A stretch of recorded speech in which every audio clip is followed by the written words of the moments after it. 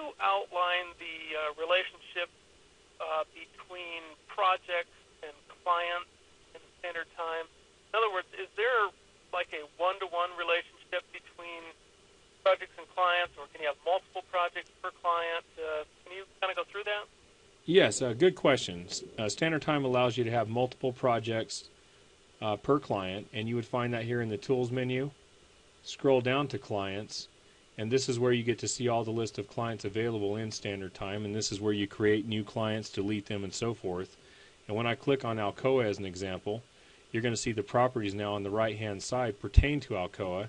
And in fact, you can give them the rights to log in to the web version of Standard Time with a password, and all they get to see is a summary report of the work you're doing for their projects. Yeah.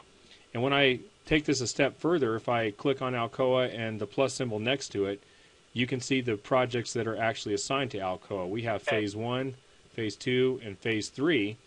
And when I do that, you'll notice that the properties have changed on the right-hand side of this panel. We're now looking at the project information instead of the client information. Yeah. And typically that's found in the Tools Projects dialog, so let me take you there now. Usually when you assign a client, you would go to the Tools menu, select Projects, and then you'll see the Projects dialog. And again, a list of all my projects on the left-hand side, and I can click on this Phase 1 project that I showed you earlier for Alcoa, and when I do, you'll notice here it is. It's signed to Alcoa. Okay, very good. And you can see that it's active. We're showing it in the timesheet, and we're allowed to log in. This is an active, current, ongoing project. Right. If I click on the Phase 2 project, again, it's assigned to Alcoa. However, it's not activated. Yeah. So what we can do is go ahead and activate this thing and say, I want to allow you to log time to it, and you can begin work on this project now. It will actually show up in the timesheet. Okay. So I'll just go ahead and close out of this real quick. Actually, I'll show you one other thing. You can, in the client dialog here, this is where you choose how you, which person you want to assign or which client you want to assign to this particular project. Right. Okay, so I'll bust out of here real quick and then take you back to the timesheet.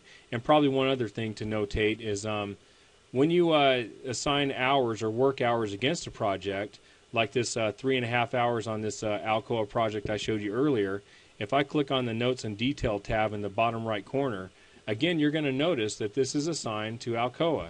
Yeah. So all this time is tracking against this project, followed up the chain to Alcoa. So when you run an invoice down the road for Alcoa, this time is going to show on that invoice for that particular client. Hey, perfect. That I think that pretty much does it. Thank you. Okay, you're welcome.